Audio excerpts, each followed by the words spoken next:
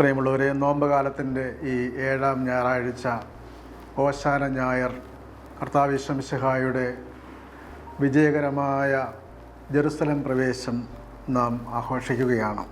വിശുദ്ധ ലൂക്കായുടെ സുവിശേഷം 19-ാം അധ്യായം 28 മുതൽ 48 വരെയുള്ള തിരുവചന ഭാഗങ്ങളാണ് നമ്മൾ ഇന്ന് ശ്രവിക്കുന്നത്. വിശുദ്ധ ലൂക്കായുടെ സുവിശേഷം ഒരു യാത്രയുടെ സുവിശേഷമാണ്. ഈശോ യാത്ര ചെയ്യുന്നത് ഒരു ലക്ഷ്യത്തിലേക്കാണ്. അത് മറ്റെങ്ങോട്ടുമല്ല, ജെറുസലേമിലേക്കാണ്. ഓർസലേമിലേക്ക് യാത്ര ചെയ്യുന്നു. ശിശുവായ ഈശോയെ ദേവാലയത്തിൽ കാഴ്ചവെക്കുന്ന നമ്മൾ കാണുന്നുണ്ട്. അതുപോലെ തന്നെ 12-ാം വയസ്സിൽ ഈശോ ദേവാലയത്തിൽ പ്രവേശിച്ച് അവിടെ ഉള്ള വേദശാസ്ത്രികളുമായി തർക്കിക്കുന്നത് നമ്മൾ കാണുന്നുണ്ട്. മാത്രമല്ല, ലൂക്കായുടെ സുവിശേഷം ആരംഭിക്കുന്നത് തന്നെ ദേവാലയത്തിൽ വെച്ചാണ്, അവസാനിക്കുന്നതും ദേവാലയത്തിൽ വെച്ചാണ്. അങ്ങനെ ജെറുസലേം ദേവാലയത്തിന് വലിയ പ്രാധാന്യം കൽപ്പിക്കുന്ന ഒരു സുവിശേഷമാണ് വിശുദ്ധ ലൂക്കായുടെ സുവിശേഷം. ഈശോയുടെ അന്തിമമായ ഒരു യാത്ര, ജെറുസലേമിലേക്കുള്ള യാത്ര ആരംഭിക്കുന്നത് കുറിച്ച് ലൂക്കായുടെ സുവിശേഷം 9-ാം അധ്യായം 51-ാം വാക്യത്തിൽ നമ്മൾ കാണുന്നുണ്ട്. തുടർന്ന് ഈശോയുടെ ഓർസലേമിലേക്കുള്ള അവസാന യാത്ര അത് ആരംഭിക്കുന്നത് ജെറീക്കോയിൽ നിന്നാണ്. ജെറീക്കോ നമുക്കറിയാം, സമുദ്രനിരപ്പിന് ഏതാണ്ട് 800 അടി താഴെയുള്ള ഒരു സ്ഥലമാണ്. അവിടെ നിന്നും സെഹിയോൻ പർവ്വതത്തിൻ്റെ മുകളിൽ സ്ഥിതി ചെയ്യുന്ന ഓർസലേം ദേവാലയത്തിലേക്ക് ഏതാണ്ട് 4000 അടി ഉയരമുണ്ട്. അതുകൊണ്ടാണ് ലൂക്കാ സുവിശേഷൻ പറയുന്നത്, ലൂക്കാ 19:28, അവനിത് പറഞ്ഞ ശേഷം ഓർസലേമിലേക്കുള്ള യാത്ര തുടർന്നു. അപ്പോൾ ഈശോ ഓർസലേമിലേക്ക് കയറുവാൻ പോവുകയാണ്, ആ യാത്ര തുടരുകയാണ്.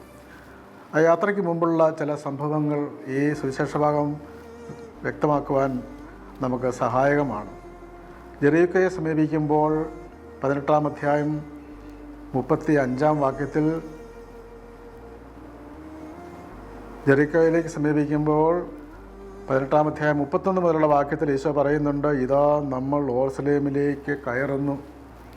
തുടർന്ന് 35 മുതലുള്ള വാക്യങ്ങളിൽ ജെറീക്കോയെ സമീപിച്ചപ്പോൾ ഒരു കുരുടൻ വഴിയിലിരുന്നു കൊണ്ട് ഭിക്ഷ യാചിക്കുന്നു.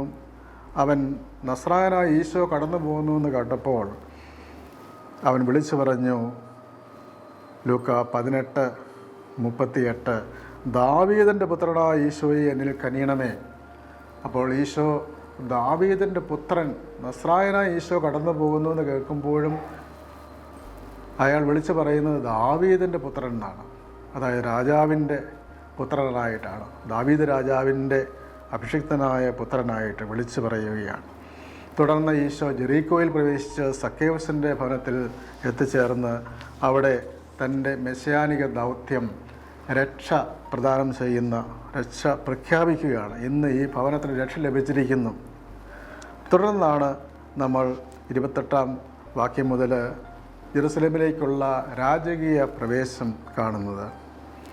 അത് ഇതുവരെയും ഈശോ ജനങ്ങളിൽ നിന്ന് മറഞ്ഞിരിക്കുവാൻ ആഗ്രഹിച്ചെങ്കിലും ഇവിടെ പരസ്യമായി ഈശോ ജെറുസലേമിലേക്ക് പ്രവേശിക്കാൻ ഒരുങ്ങുകയാണ്. അതുകൊണ്ട് ബെത്ഫഗെ, ബെഥനിയ സ്ഥലങ്ങളെ സമീപിച്ചപ്പോൾ അവർ 2 ശിഷ്യന്മാരെ വിളിച്ച് പറയുകയാണ്, എതിരെ പോകുന്ന ഗ്രാമത്തിലേക്ക്, എതിരെ കാണുന്ന ഗ്രാമത്തിലേക്ക് പോകുവിൻ. അവിടെ ചെല്ലുമ്പോൾ ആരും ഒരിക്കലും കയറിയിട്ടില്ലാത്ത ഒരു കഴുതക്കുട്ടിയെ കെട്ടിയിരിക്കുന്നത് നിങ്ങൾ കാണും, അതിനെ അഴിച്ചുകൊണ്ട് വരിക.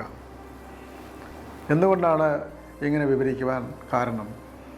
ആരും ഒരിക്കലും കയറാത്ത കഴുതക്കുട്ടി എന്ന് പറയുമ്പോൾ ഇത് ഇണങ്ങാത്തൊരു കഴുതക്കുട്ടിയാണ്. അപ്പോൾ ഇണങ്ങാത്തൊരു കഴുതക്കുട്ടിയുടെ പുറത്ത് കയറിയാൽ തീർച്ചയായും അത് അസ്വസ്ഥത കാണിക്കും. പുറത്ത് കയറുന്ന ആളിനെ ചിലപ്പോൾ അത് താഴെയിടും. പക്ഷേ ഇവിടെ ഈ ആരും കയറാത്ത കഴുതക്കുട്ടിയുടെ മേൽ കയറുന്നു എന്ന് പറയുന്നതിൻ്റെ അർത്ഥം ഈശോയ്ക്ക് സകല സൃഷ്ടികളുടെ മേലും അധികാരമുള്ള രാജാവാണെന്ന് കാണിക്കുവാൻ വേണ്ടിയാണ്. എല്ലാ സൃഷ്ടികളും അവിടുത്തെ സന്നിധിയിൽ വരുമ്പോൾ ശാന്തമാകും, അവിടത്തേക്ക് അതിനെ നിയന്ത്രിക്കുവാൻ കഴിയും. അതുകൊണ്ടാണ് ആരും കയറാത്ത കഴുതക്കുട്ടിയുടെ മേൽ എന്ന് ഈശോ പറയുന്നത്. ആരെങ്കിലും ചോദിച്ചാൽ കർത്താവിന് ഇതിനെക്കൊണ്ട് ആവശ്യമുണ്ട് എന്ന് പറയുക. 2 പ്രാവശ്യം ഈ കാര്യം പറയുന്നുണ്ട്. കഴുതക്കുട്ടി എന്ന് പറയുന്നത് 3 പ്രാവശ്യം കഴുതക്കുട്ടിയെക്കുറിച്ച് തന്നെ പറയുന്നുണ്ട്. കാരണം പഴയ നിയമത്തിലെ പ്രവചനങ്ങൾ പൂർത്തിയാവുകയാണ്. സഖറിയ 9:9. അതുപോലെ തന്നെ കഴുതയുടെ പുറത്ത് കയറി വരുന്ന രാജാവ് സോളമൻ കഴുതയുടെ പുറത്ത് കയറുന്നതായിട്ട്, കഴുതക്കുട്ടിയുടെ പുറത്ത് 1 രാജാക്കന്മാർ 1:33 ഒരു യോദ്ധാവായി അശ്വാരൂഢനായി വരുന്ന ഒരു രാജാവല്ല ഈശോ, മറിച്ച് സമാധാന രാജാവാണ് എന്ന് വ്യക്തമാക്കുകയാണ്. ഈശോയുടെ മഹത്വമേറിയ രാജ്യത്ത് ആണ് വാസ്തവത്തിൽ ഈ ഓശാന ഞായറാഴ്ച ആഘോഷിക്കുന്നത്. പൗരസ്ത്യ സഭകളിൽ ഈശോയുടെ രാജ്യത്തെ തിരുനാൾ ആചരിച്ചിരുന്നില്ല. നമുക്കറിയാം, പാശ്ചാത്യ സഭയിൽ 1925 പ്രത്യേക സാഹചര്യത്താൽ പ്രഖ്യാപിക്കപ്പെട്ട ഒരു തിരുനാളാണ് ഈശോയുടെ രാജ്യത്തെ തിരുനാൾ.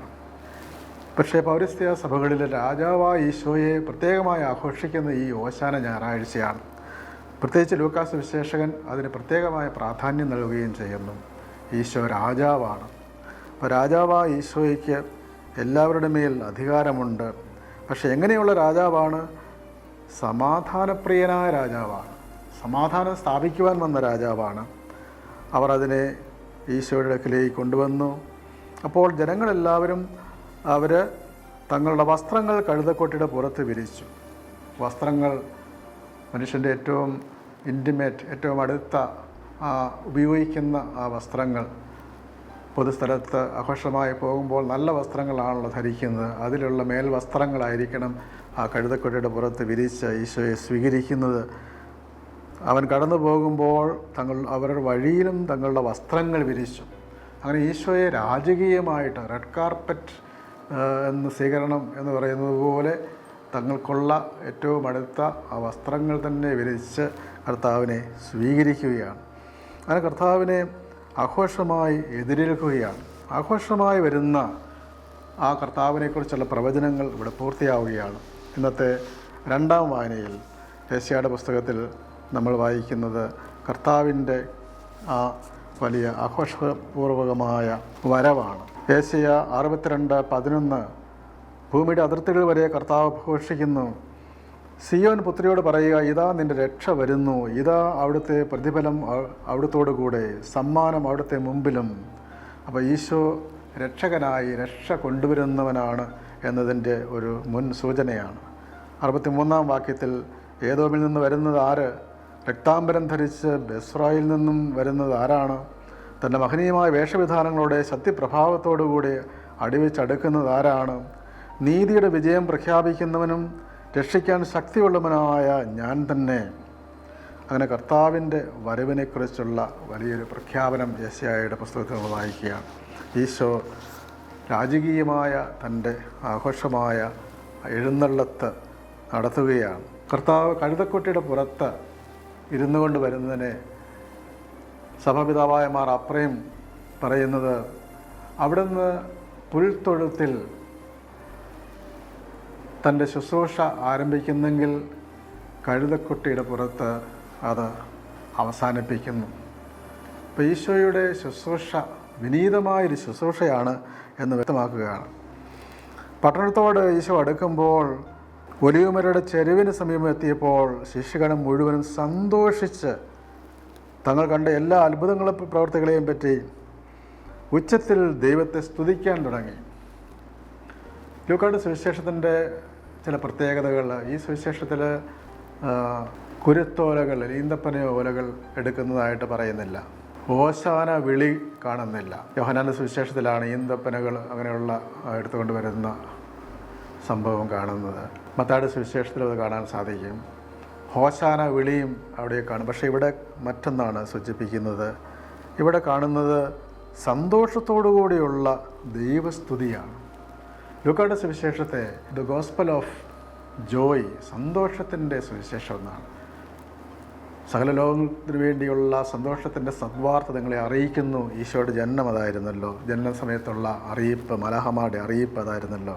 അവിടെ പ്രത്യേകമായിട്ട് എടുത്തു പറയുന്ന കാര്യം, കർത്താവിൻ്റെ നാമത്തിൽ വരുന്ന രാജാവ് അനുഗ്രഹീതൻ, സ്വർഗത്തിൽ സമാധാനം, അത്യുന്നതങ്ങളിൽ മഹത്വം എന്ന് അവർ ആർത്തു വിളിച്ചു, ഉറക്കെ വിളിച്ചപേക്ഷിക്കുകയാണ്.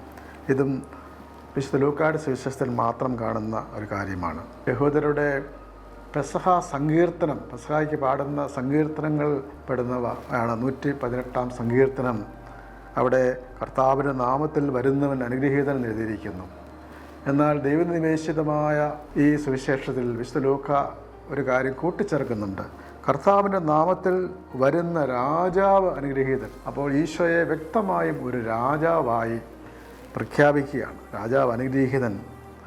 തുടർന്ന് പറയുന്നതും ലൂക്കായുടെ സുവിശേഷത്തിൽ 2-ാം അധ്യായം 14-ാം വാക്യത്തിൽ കാണുന്ന അത്യുന്നതങ്ങളിൽ ദൈവത്തിൻ്റെ മഹത്വം, സ്വർഗത്തിൽ സമാധാനം, അത്യുന്നതങ്ങളിൽ മഹത്വം.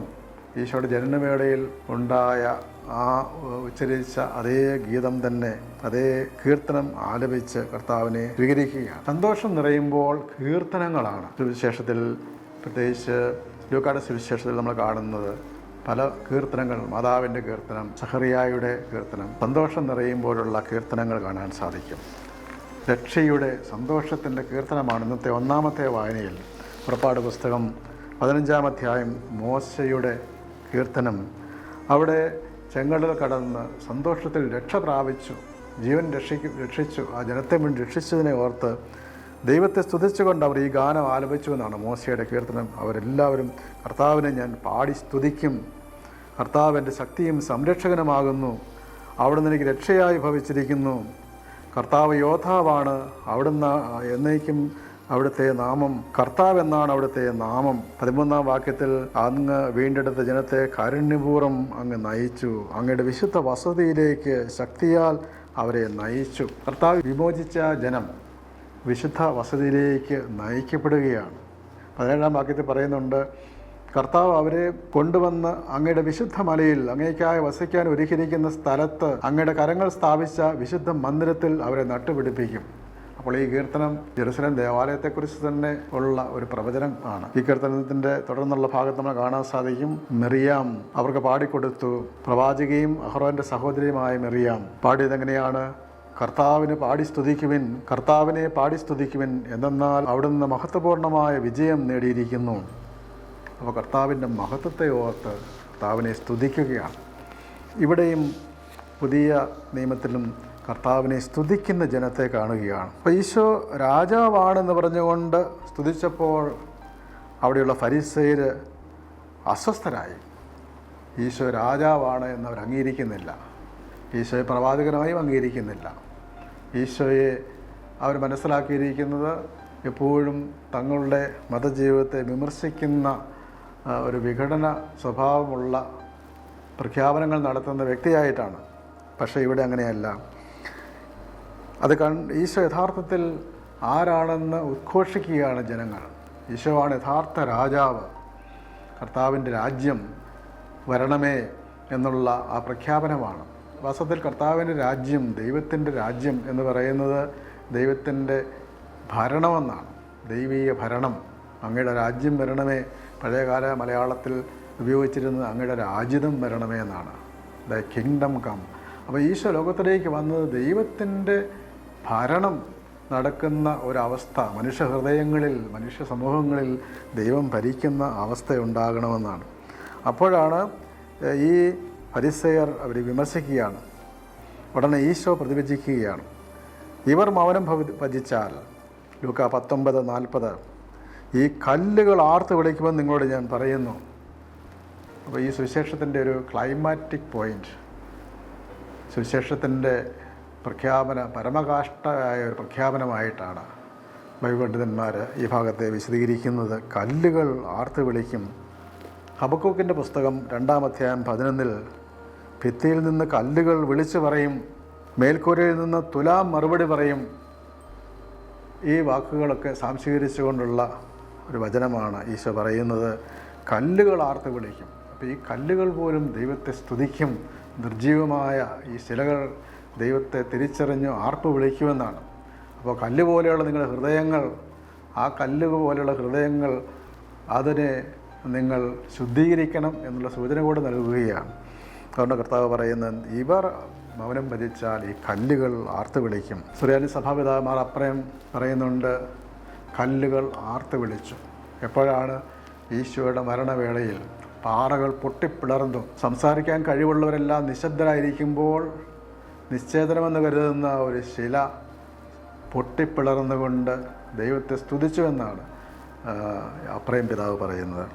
അപ്പോൾ ഈശോ പറയുന്ന ഈ വചനം കല്ലുകൾ ആർത്തു ലോകം മുഴുവനും സമസ്ത സൃഷ്ടികളും കർത്താവിനെ സ്തുതിക്കും എന്നുള്ള പ്രവചനമാണ്. അങ്ങനെ സന്തോഷത്തിൻ്റെ വലിയ ഒരു സ്വീകരണം അവിടെ ഉണ്ടാവുകയാണ്. പക്ഷെ അപ്പോഴും ഈശോയുടെ ദൃഷ്ടി ജെറുസലേമിലേക്കാണ്.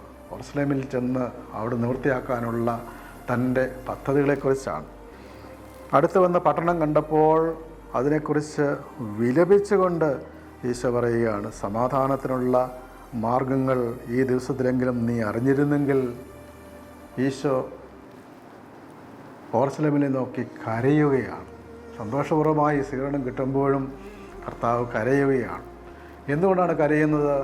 സഭാപിതാവായ മാർ അപ്രയം പറയുന്നത്, ഒന്ന്, ഈ ജനം, പ്രത്യേകിച്ച് ഭരണകൂടം, ഭരണാധികാരികൾ കർത്താവിനെ തിരസ്കരിക്കും എന്നതിനെ ഓർത്ത്.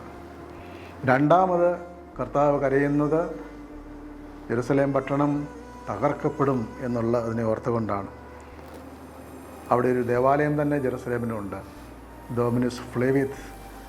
കർത്താവ് കരഞ്ഞു, കണ്ണിൻ്റെ ആകൃതിയിലുള്ള ഒരു ദേവാലയം. അപ്പോൾ ആ ദേവാലയത്തിൽ നോക്കുമ്പോൾ ജെറുസലേം കാണാൻ സാധിക്കും. ഈശോ കരഞ്ഞ സ്ഥലം അവിടെ കാണാൻ സാധിക്കും.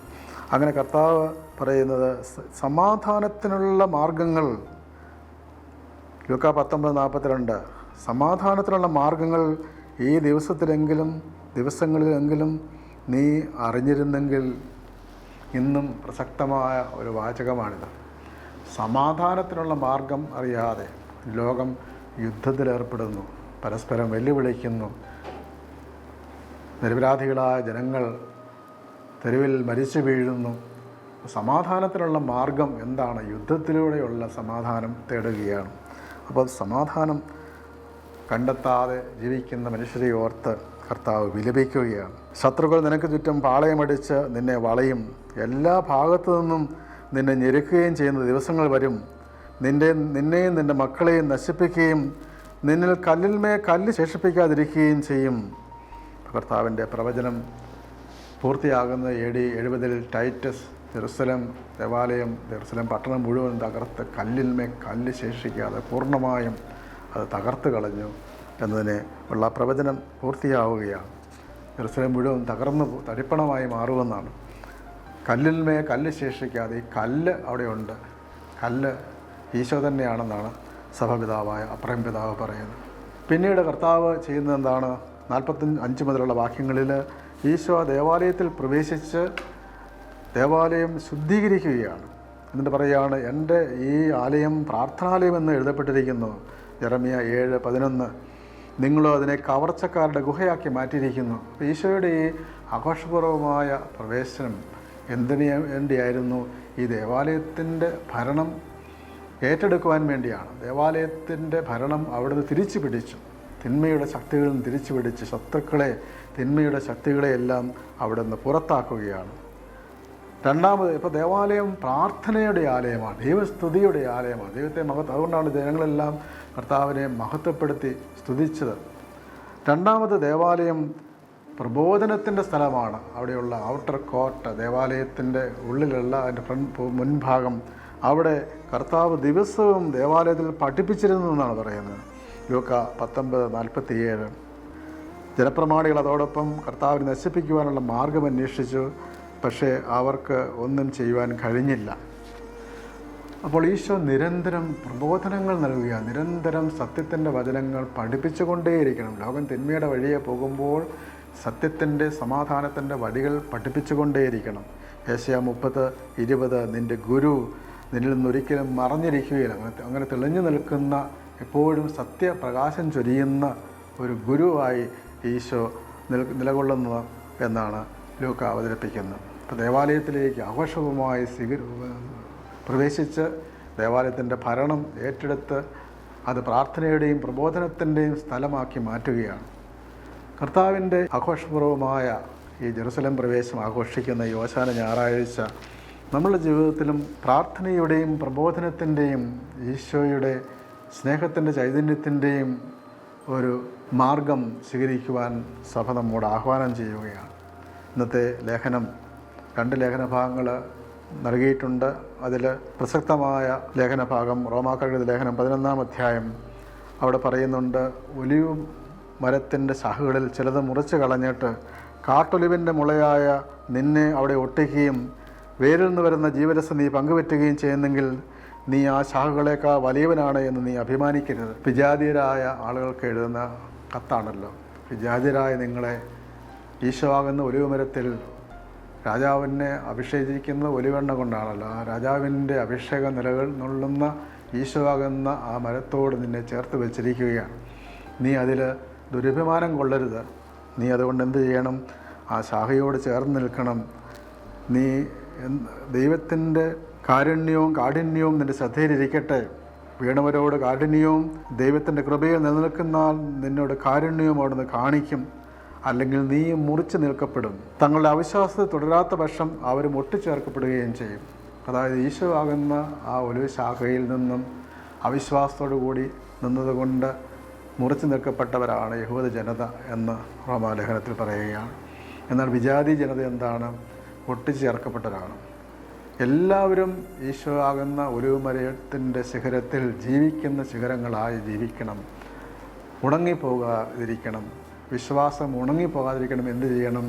പ്രാർത്ഥനയുടെ ചൈതന്യം, ഈശോയോട് ചേർന്ന് ദൈവത്തെ സ്തുതിച്ച ജനത്തോടൊപ്പം അതുപോലെ പ്രാർത്ഥനയുടെ ദൈവസ്തുതിയുടെ മഹത്വത്തിൻ്റെ ചൈതന്യം, അതുപോലെ തന്നെ ദൈവത്തിൻ്റെ വചനം സ്വീകരിക്കുക, നിരന്തരം പ്രബോധനങ്ങൾ സ്വീകരിക്കുക, അതനുസരിച്ച് ദൈവത്തെ സ്തുതിച്ചും മനുഷ്യർക്ക് നന്മ ചെയ്തും ജീവിക്കുക. അങ്ങനെ നമ്മുടെ ജീവിതം സജീവമായൊരു ജീവിതമാണ്. ഉണങ്ങിയ കൊമ്പ് പോലെ പുറത്തായി പോകാതെ സജീവമായ ജീവിതമായി തീരുക. അവസാന ദിവസത്തിൽ വാങ്ങുന്ന കുരുത്തോല ഉണങ്ങിപ്പോകാറുണ്ട്, കുറേ കഴിയുമ്പോൾ ഉണങ്ങിപ്പോകും. പക്ഷേ നമ്മളുടെ ജീവിതം, വിശ്വാസ ജീവിതം പച്ച പിടിച്ച് നിൽക്കണം. അങ്ങനെ അവസാന ഞായറാഴ്ച വിശ്വാസത്തിൻ്റെ കരുത്തുള്ള മുകുളങ്ങളായി ശിഖരങ്ങളായി നാം മാറുവാനുള്ള കൃപയ്ക്ക് വേണ്ടി പ്രാർത്ഥിച്ചുകൊണ്ട് നമുക്ക് ഈ ദിനം ആചരിക്കാം. ദൈവം നമ്മെ എല്ലാവരെയും അനുഗ്രഹിക്കട്ടെ.